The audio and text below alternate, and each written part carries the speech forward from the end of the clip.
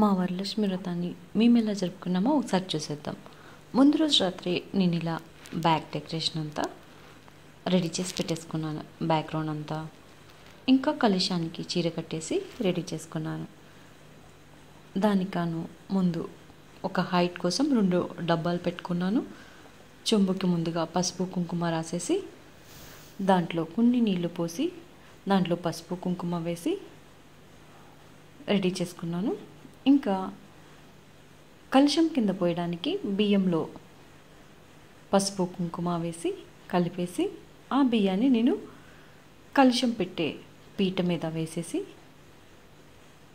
కలశానికి కొబ్బరికాయకి పసుపు రాసి కుంకుమ పెట్టేసి శారీ అంతా కట్టేశాక దానిపైన నేను టెంకాయ పెట్టేసుకొని అమ్మవారి ముఖాన్ని ఏర్పాటు చేసుకున్నాను. ఇంకా వరలక్ష్మి వ్రతం రోజైతే మేము పూజ గదిని ఇలా అలంకరించుకున్నాము. ఇంకా ఈ డెకరేషన్ చూడండి, నేనైతే ఇలా సెట్ చేసుకున్నాను.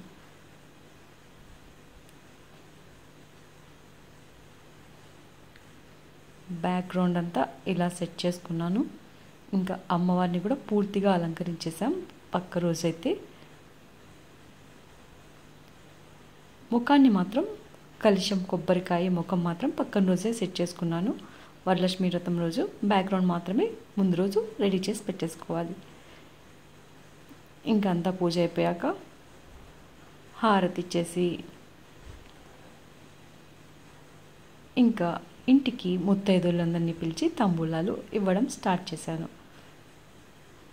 అన్ని పండగల్లోకి ఆడవాళ్ళకి ఎంతో ఇష్టమైన పండగ అంటే వరలక్ష్మి వ్రతం అని చెప్పుకోవాలి. అమ్మవారిని ఇలా అలంకరించుకొని పూజ చేసుకుంటుంటే వచ్చే ఆనందం అయితే చెప్పలేము, ఎంతో బాగుంటుంది. అది ఎక్స్పీరియన్స్ చేస్తే కానీ ఎవరికి అర్థం కాదు. ఇంకా ఆ అమ్మవారిని చూస్తుంటే అలా చూస్తూనే ఉండాలనిపిస్తుంది. అంత బాగా రెడీ చేసుకున్నాం.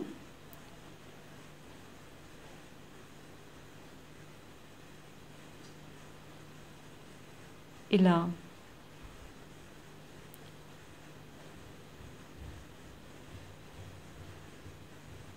ప్రతి సంవత్సరం నేను వరలక్ష్మి వ్రతంకి ఇలా రెడీ చేస్తూ ఉంటాను.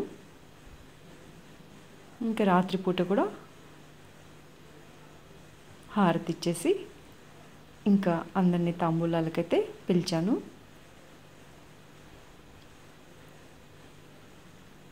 ఈ డెకరేషన్ చేయడానికైతే నాకు ఒక 4 hours పట్టింది. చూడ్డానికి సింపుల్గా అనిపించచ్చు, ఆ చీర కట్టడమే ఒక 1 hour పడుతుంది.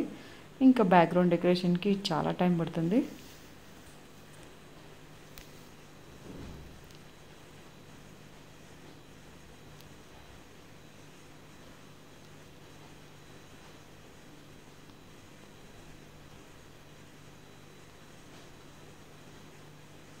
వీటిలో అష్టోత్తరానికి గాను తామర గింజలు ఇంకా వెండి పువ్వులు యూజ్ చేశాను. మా ఇంటికి వచ్చిన ముత్తైదువులు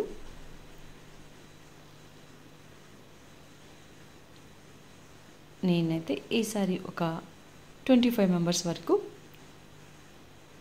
తాంబూలాలు ఇచ్చేసాను. కొంతమందితో అయితే ఫోటో దిగడం కుదరలేదు.